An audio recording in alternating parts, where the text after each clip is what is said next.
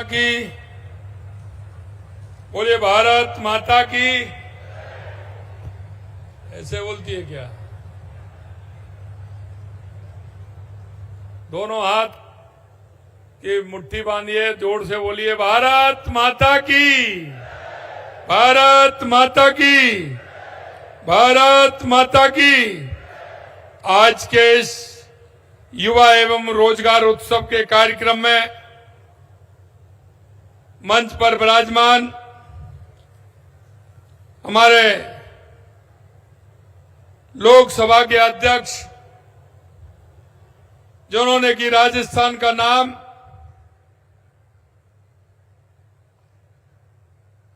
पूरे देश के अंदर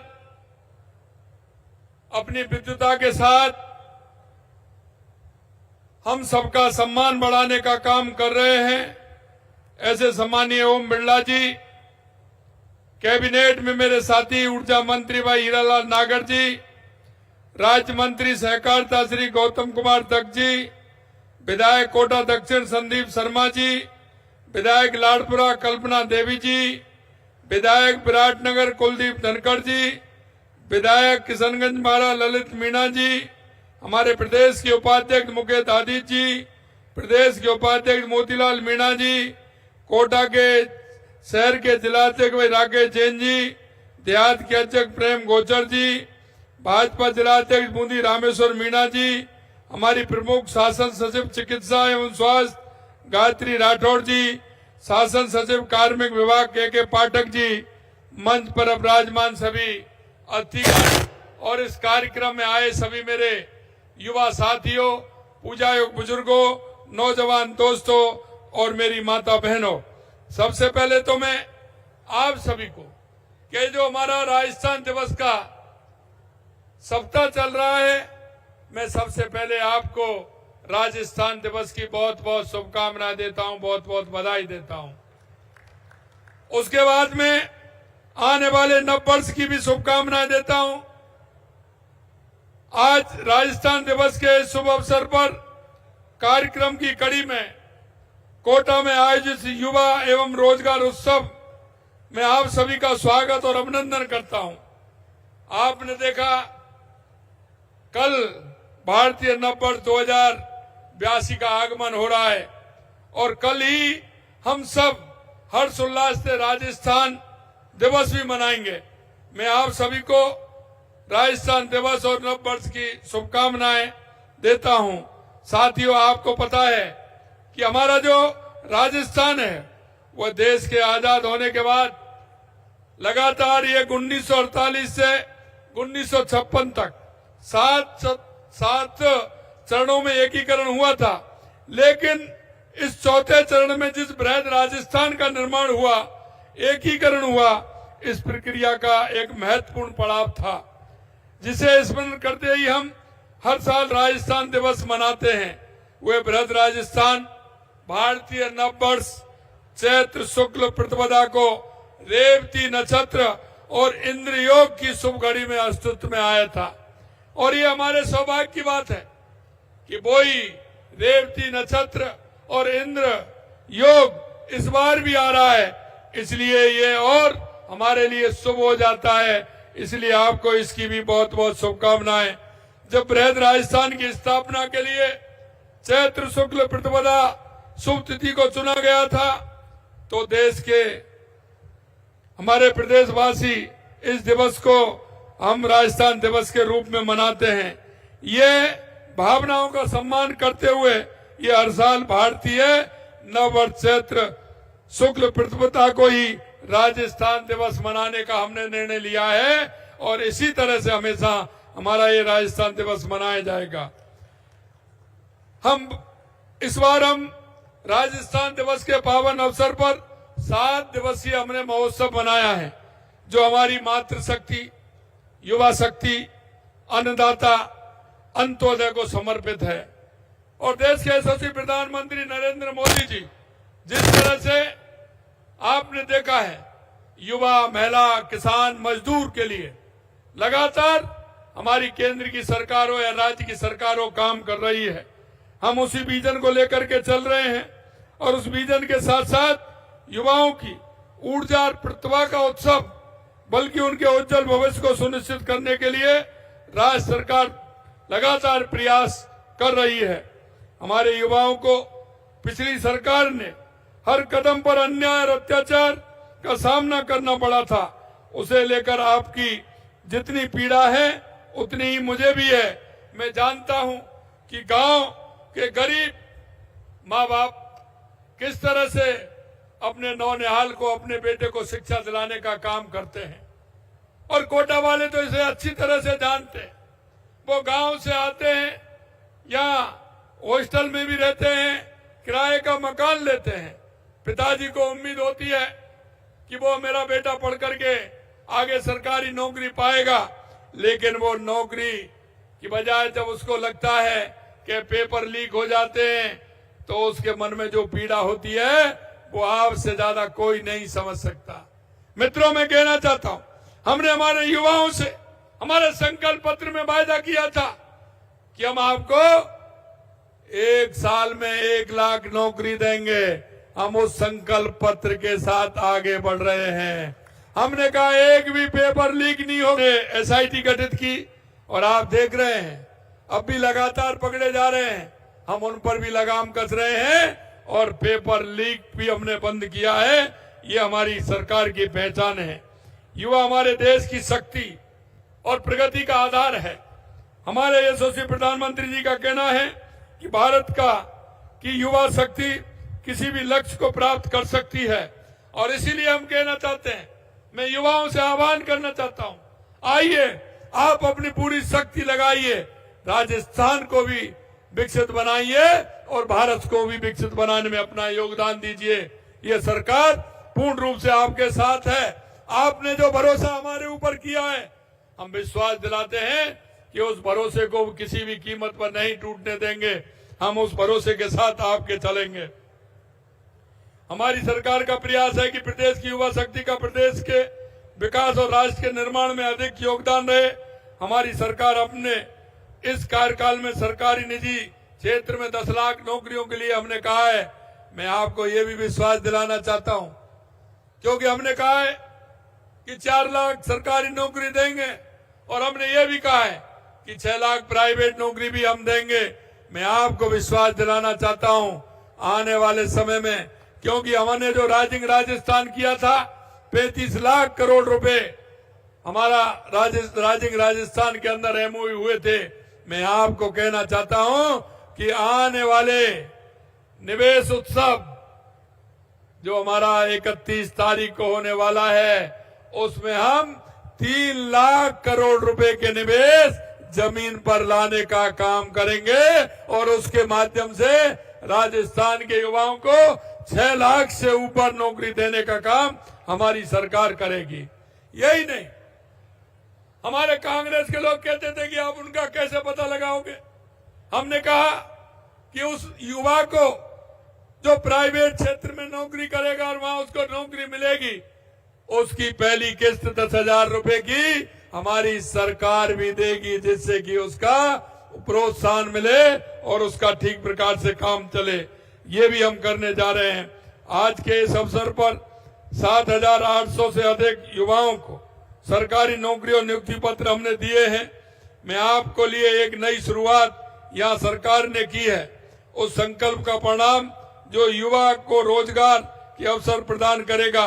रोजगार मेला, कैंपस प्लेसमेंट का आयोजन किया है, मुख्यालयों पर किया जा रहा है, ताकि हर क्षेत्र में युवाओं को नौकरी मिले।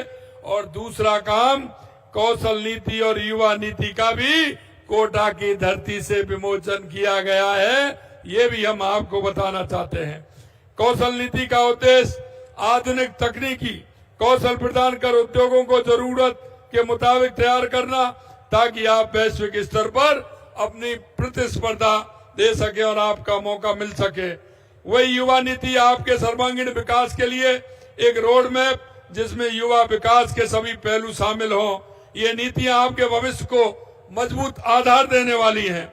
हमारी सरकार ने पहले ही साल में 16 नीतियां बनाने का काम किया है, और नीतियां वो बनाते हैं जो नीतियों को लेकर के चलते हैं। मैं आपको कहना चाहता हूं, अब तक सरकारों में क्या होता था कि जो आता था वो सरकार के हित में काम करके, क्योंकि वो व्यक्ति के हित में होते थे, वो सीधे काम करते थे।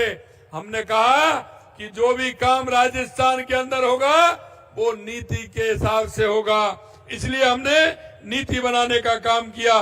राजस्थान निवेश प्रोत्साहन नीति, राजस्थान नवीन खनिज नीति, राजस्थान एमसेंड नीति, एकीकृत क्लस्टर विकास योजना, राजस्थान निर्यात प्रोत्साहन नीति, राजस्थान एक जिला एक उत्पादन नीति, राजस्थान सूक्ष्म लघु एवं मध्यम उद्यम नीति, राजस्थान पर्यटन नीति, राजस्थान एकीकृत स्वच्छ ऊर्जा नीति, Rajasthan data centre policy, Rajasthan logistic policy नीति, राजस्थान टेक्सटाइल एवं अपैरल पॉलिसी, राजस्थान युवा नीति, स्किल नीति, दिव्यांग समान अवसर नीति। ये हम नीति बना करके काम कर रहे हैं, जिससे कि देश के यशस्वी प्रधानमंत्री नरेंद्र मोदी जी जिस गरीब कल्याण की बात करते हैं। मित्रों, मैं कहना चाहता हूं, हमेशा इस कांग्रेस के लोगों ने गरीब की बात की, गरीबी हटाओ का नारा दिया, लेकिन कभी इनका गरीब से संपर्क नहीं रहा। अगर गरीब का संपर्क रहा तो देश के यशस्वी प्रधानमंत्री नरेंद्र मोदी जी ने 2014 के बाद गरीब की परिभाषा को बदलने के काम किया। गरीब कल्याण की योजनाओं के माध्यम से गांव गरीब को लेकर के उन्होंने जिस तरह से काम किया है, आज योजनाएं धरातल पर दिखने लगी हैं। मैं आपसे यही कहना चाहता हूं, हमारे मनीषी पंडित दीनदयाल उपाध्याय जी के अंत्योदय, बाबा साहब भीमराव अंबेडकर जी के अंत्योदय को लेकर के हमारी सरकार चल रही है। हम अंतिम पंक्ति में खड़ा हुआ व्यक्ति जिसको आवश्यकता है, हमारी सरकार उसके लिए काम कर रही है, इसलिए हम नीति बना करके काम कर रहे हैं। हमारी ये 16 नीतियां हमने जो बनाई हैं, इसी तरह से खेल और खेल शिक्षा में उत्कृष्ट योगदान के लिए द्रोणाचार्य अवार्ड प्राप्त करने वाले खेल गुरुओं को सम्मानित करने के लिए भूमि आवंटन हेतु दिशा निर्देश भी जारी किए गए हैं। आज जिस तरह से रन फॉर फिट राजस्थान दौड़ आज सभी जिलों में हुई है, इसीलिए क्योंकि हमारे युवा सशक्त होगा तो निश्चित रूप से हमारा प्रदेश सशक्त होगा। हमारी सरकार निजी क्षेत्र में भी रोजगार को बढ़ावा देने के लिए प्रतिबद्ध है। इसके तहत एक नई योजना दिशा निर्देश जारी किए गए हैं। युवाओं को हम 10,000 रुपए की सहायता दी जाएगी। निजी क्षेत्र के रोजगार के अवसर बढ़ाने के लिए हमने हमारी सरकार के पहले वर्ष में ही, जैसा मैंने कहा, राइजिंग राजस्थान के माध्यम से काम किया है। मित्रों, मैं एक बात और कहना चाहता हूं, क्योंकि हमारा युवा गांव से चल करके शहर की तरफ आता है, उसे वहां लाइब्रेरी की सुविधा नहीं मिल पाती है। हमने हर पंचायत में अटल ज्ञान केंद्र खोलने के दिशा निर्देश भी जारी किए हैं। वहां रोजगार प्रशिक्षण भी मिलेगा, ई लाइब्रेरी भी मिलेगी, और उसका फायदा हमारा गरीब व्यक्ति गांव में और पंचायत में रह करके भी उसका लेगा। उसके माध्यम से सेवाओं तक पहुंच सके, ये भी हम करने वाले हैं। हम युवा विकास के हर पहलू का काम कर रहे हैं। एक और जहां नई युवा नीति लाई जा रही है, वहीं दूसरी ओर प्रदेश के युवाओं को नशे की लत से बचाने के लिए नई किरण नशा मुक्ति केंद्रों की स्थापना करते हुए हमने उसके लिए भी काम हमारी सरकार कर रही है, क्योंकि युवाओं की नशे की बुराई से मुक्त एवं एक स्वस्थ और सशक्त समाज का निर्माण हो सके। हमारे यशस्वी प्रधानमंत्री नरेंद्र मोदी जी ने मानव क्षमता के उन्नयन, न्याय संगत, न्यायपूर्ण समाज के निर्माण तथा राष्ट्रीय विकास में शिक्षा के महत्व को देखते हुए राष्ट्रीय शिक्षा नीति 2020 लागू की है। यह एक समावेशी प्रेरक नीति है जो शिक्षा और रोजगार में बड़ा बदलाव लाएगी। नई राष्ट्रीय शिक्षा नीति रोजगार पर एक शिक्षा को बढ़ावा दे रही है। इस नीति की भावना के अनुरूप राजस्थान तकनीकी शिक्षा कोटा में नए बीटेक और एमटेक कोर्स की शुरू किए गए हैं, जो आज के बदलते दौर में इंडस्ट्री की मानव संसाधन की मांग पूरी करने में सहायक साबित होगी। हमारी सरकार ने इस नीति को प्रभावी रूप से लागू करने के लिए कदम उठाए हैं। मैं कहना चाहता हूं, आज आपने देखा, हमने पोर्टल के माध्यम से मुख्यमंत्री शिक्षा शिक्षित राजस्थान अभियान का शुभारंभ किया है। हर बच्चे तक शिक्षा पहुंचाने के लिए हम कटिबद्ध हैं। इसके तहत प्रदेश में राष्ट्रीय शिक्षा नीति का क्रियान्वयन को गति मिलेगी और बच्चों पर विशेष ध्यान देकर उनके विषयों को समझ को बेहतर बनाने का काम किया जाएगा। उनका आत्मविश्वास भी बढ़े, पढ़ाई करे, इसके लिए हम काम करेंगे।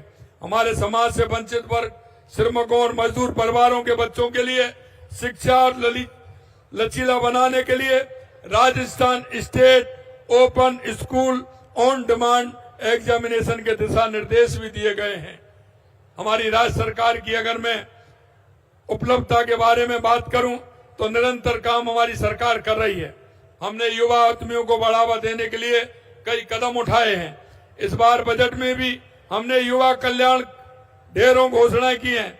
वन विभाग में 1750 कर्मचारी, 4000 पटवारी, 10,000 स्कूल शिक्षकों की भर्ती होगी। सरकारी विभागों में लगभग 1.25 लाख पदों पर भर्ती की जाएंगी। इसके साथ ही 67,000 से अधिक पदों पर नियुक्तियां प्रदान की हैं। विभिन्न वर्गों में 96,000 से अधिक पदों के लिए विज्ञापन जारी किए जा चुके हैं और जिससे कि बच्चे को यह भी मालूम हो कि विज्ञप्ति कब निकलने वाली है, पेपर कब होने वाला है, परिणाम कब आने वाला है और नियुक्ति पत्र कब मिलने वाला है।